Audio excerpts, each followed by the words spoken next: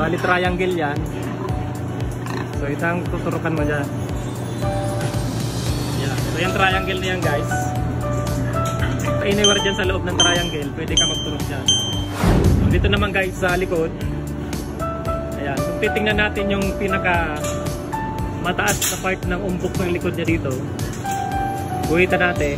Okay. Ayan. May buto yan dyan guys. So ingatan nyo na magturok dyan sa part na yan. Lagyan nyo ng guhit. Pinakagitna. Ito yung gitna. Buto yan. Buto rin yan. So ilagay nyo yung kamay nyo dyan. Dito kayo magtuturok. So mas mainam na pisilin nyo na lang para hindi nyo matamaan yung buto. Oh yes. So kung titingnan nyo, that's around mga 4 inches galing sa gitna.